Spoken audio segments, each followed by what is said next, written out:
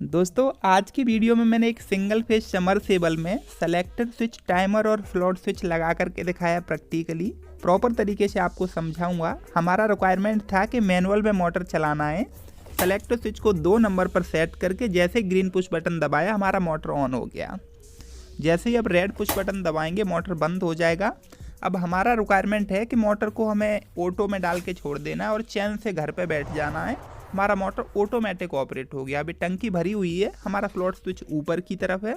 Selector switch को 1 number auto में set किया और जैसे ही टंकी खाली होगी हमारा समरसेबल ऑटोमेटिक ऑन हो जाएगा और जैसे ही टंकी फुल होगी मतलब फ्लोट स्विच ऊपर होगा, बंद हो जाएगा। यहाँ दोस्तों आप देख सकते हैं कि मेरे पास एक ब्रांड न्यू स्टार्टर है जिसमें एक छोटा सा पुश बटन लगा होता है वोल्टेज चेक करने के लिए। नीचे आप देखेंगे तो एम्पियर मीटर लगा है। पहले मैं इस स्टार्टर को खोल के दिखा देता हूँ कि इसके अंदर कौन कौन से इक्विपमेंट लगे हैं। उसके बाद प्रॉपर तरीके से मैं इसको सेलेक्टर स्विच फिट करके दिखाऊंगा, टाइमर लगा के दिखाऊंगा आपको प्रैक्टिकली। नीचे आप देखेंगे आपके राइट हैंड की तरफ तो ये टर्मिनल प्लेट लगी हुई है जिसमें से पहला टर्मिनल फेज और न्यूट्रल का है। जहाँ मैं टेस्टर लगा करके दिखा रहा हूँ तो आप देखेंगे कि टेस्टर ग्लो हो रहा है। जहाँ मैंने फेज और न्यूट्रल दे रखे हैं आपको कंट्रोलिंग समझाने के लिए। ऊपर देखेंगे तो आप कॉन्टैक्टर लगा है, ओवरलोड रिले लगी है और लेफ्ट हैंड की तरफ आप देखेंगे तो 2 कैपेसिटर लगे हुए हैं सिंगल फेज की समरसेबल को चलाने के लिए। पहला आपका रनिंग और स्टार्टिंग कैपेसिटर।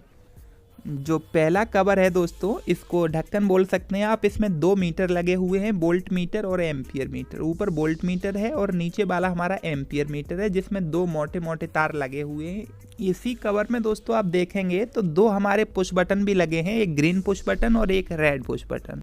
यहाँ दोस्तों मैं आपको थोड़ा सा सेलेक्टर स्विच के बारे में समझा देता हूँ, इसके बाद हम वायरिंग करेंगे। जो सेलेक्टर स्विच के ऊपर पॉइंट बने हुए हैं इन सारे पॉइंट को मैं आपको लिख करके प्रॉपर तरीके से समझाता हूँ। इन पॉइंट पे कुछ लिखा नहीं है तो मैंने 0 लिख दिया है।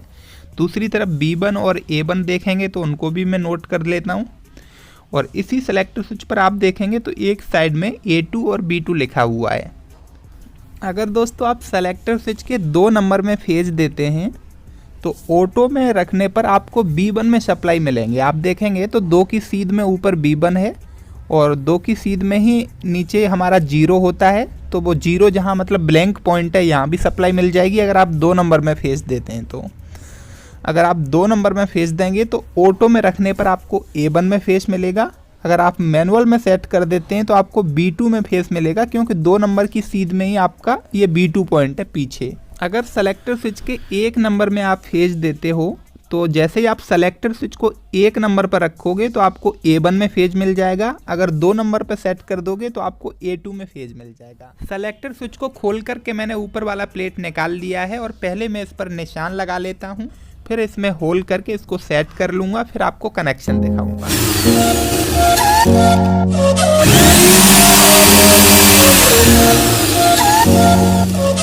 यहाँ दोस्तों आप देख सकते हैं मैंने ड्रिल मशीन से इसके फ्रंट कवर में होल कर लिया अपना सेलेक्टर स्विच लगाने के लिए। अब सेलेक्टर स्विच को इसमें सेट कर देता हूँ, फिर इसके कनेक्शन करते हैं।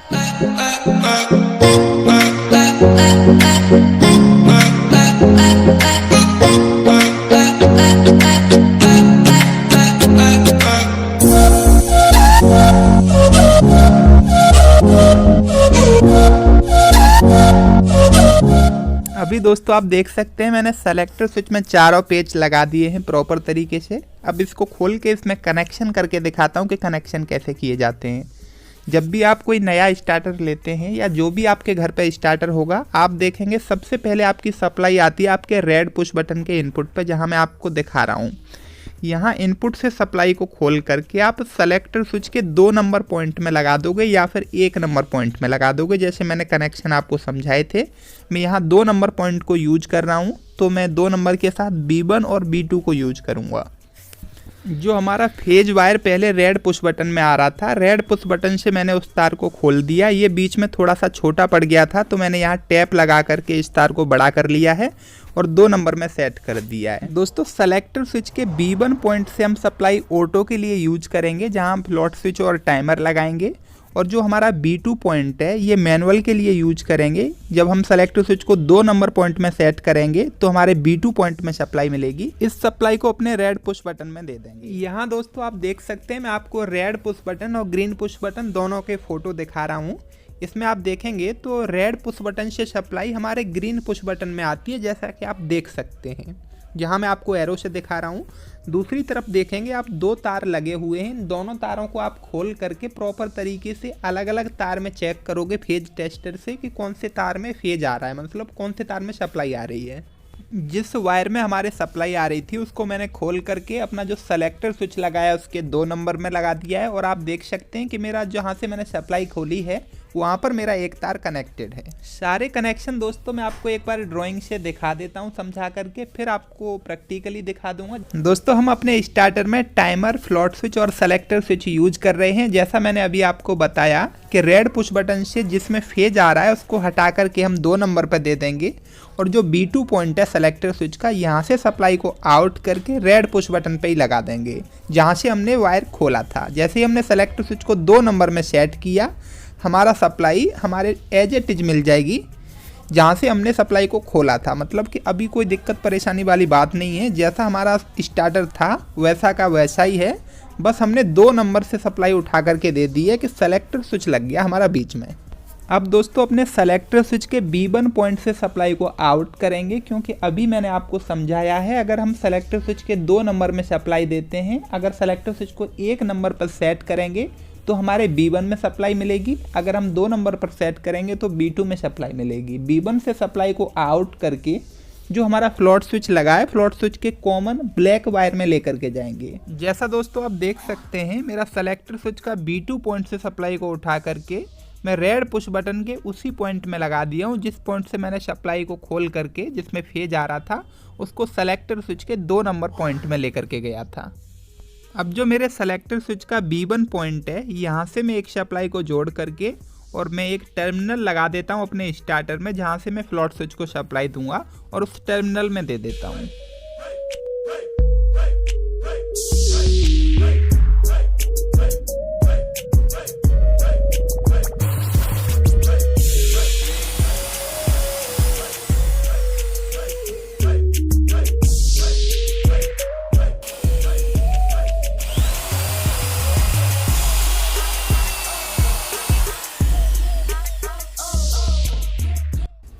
जो दोस्तों हमारा फ्लोट स्विच का रेड वायर है, यहाँ से सप्लाई को आउट करके अपने टाइमर के A1 पॉइंट में लेकर के जाएंगे। यहाँ दोस्तों फ्लोट स्विच के बारे में भी थोड़ा सा आपको समझा देता हूँ। फ्लोट स्विच में आप देखेंगे 3 वायर होते हैं, आपको एक वायर लेना है जिसमें फेज आ रहा है और फ्लोट स्विच के 3 तार में से किसी भी एक तार के साथ कनेक्ट कर देना है।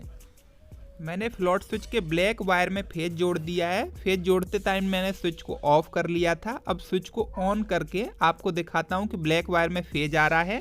अब फ्लोट स्विच को एक बार ऊपर करूँगा, फिर देखूंगा किस तार में फेज आ रहा है। फ्लोट स्विच को मैंने ऊपर कर लिया। अब मैं ये देखने का प्रयास कर रहा हूँ किस वायर में फेज आ रहा है। यहाँ आप देख सकते हैं जो मेरा ब्राउन वायर है इसके अंदर काफ़ी तेज ग्लो हो रहा है टेस्टर, और जो मेरा ब्लू वायर है इसमें बहुत धीमे ग्लो हो रहा है।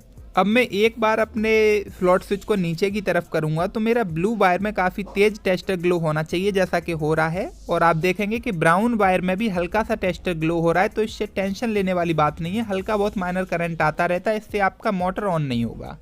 यहाँ आप देख सकते हैं मैंने टाइमर के A1 पॉइंट में फेज दे दिया अपने फ्लोट स्विच से आने वाली सप्लाई। यहाँ कनेक्टर में मैंने फ्लोट स्विच की सप्लाई दी थी और कनेक्टर से A1 में अपना मैंने फेज दे दिया। टाइमर के A1 से एक लूप दे दिया है 15 नंबर पॉइंट में, और 15 से ही एक सप्लाई को आउट करके अपने ग्रीन पुश बटन के आउटपुट में उस पॉइंट पे लगाया है जहां से अपने कॉन्टेक्टर को ऑन करने के लिए सप्लाई गई हुई है। जो ग्रीन पुश बटन का ऊपर वाला पॉइंट है यहाँ से अपने स्टार कैपेसिटर के लिए सप्लाई गई हुई है। तो यहीं से मैंने एक सप्लाई उठा करके टाइमर के 16 नंबर पॉइंट में देना है, क्योंकि जैसे ही टाइमर ऑपरेट होगा तो 3 सेकेंड के लिए हमारे स्टार कैपेसिटर में सप्लाई चली जाएगी टाइमर के जरिए। टाइमर के A2 पॉइंट में हम न्यूट्रल दे देंगे अपने टर्मिनल से ही। जो हमारे टाइमर का 15 नंबर पॉइंट है यहाँ हमें एक A1 से लूप देना होता है, क्योंकि अगर हम 15 नंबर में सप्लाई देते हैं तो टाइमर 16 नंबर पॉइंट से उतनी देर के लिए सप्लाई आउट करेगा जितनी देर हम टाइमर में टाइम सेट करके रखेंगे। जो दोस्तों हमारे टाइमर का A1 पॉइंट है यहाँ से एक सप्लाई ले जा करके अपना ग्रीन पुश बटन के आउटपुट में लगा देंगे जहाँ से हमारा कॉन्टेक्टर के लिए सप्लाई गई है, क्योंकि जब हमारा टाइमर ऑपरेट होगा ऑटोमेटिकली तो हमारा कॉन्टेक्टर भी ऑन होना चाहिए और उसी टाइम हमारा स्टार कैपेसिटर ऑन होना चाहिए। तो स्टार कैपेसिटर को ऑन कराने के लिए हम टाइमर के 16 नंबर पॉइंट से सप्लाई उठा करके ग्रीन पुश बटन के आउटपुट पे लगा देंगे, जहां से स्टार कैपेसिटर के लिए सप्लाई गई हुई है। जैसे दोस्तों मैंने कनेक्शन समझाए हैं, आप भी एज इट इज कनेक्शन करके अपने स्टार्टर को ऑटो और मैनुअल में चला सकते हैं। उम्मीद करता हूँ आपको वीडियो बहुत अच्छे से समझ में आ गई होगी। तो करना क्या है दोस्तों, इस वीडियो को लाइक करना है, चैनल को सब्सक्राइब कर लेना है और कमेंट बॉक्स में एक कमेंट करना है। जैसे ही 500 लाइक इस वीडियो पर कंप्लीट हो जाएंगे, मैं गिव अवे के जरिए आप में से किसी एक पर्सन को इस स्टार्टर को दे दूंगा। अगर दोस्तों आप इस स्टार्टर को खरीदना चाहते हैं एज इट इज, तो आपको ये as it is ready starter मिल जाएगा। डिस्क्रिप्शन में लिंक दिया हुआ है, वहाँ से जाकर के आप इसको परचेज कर सकते हैं।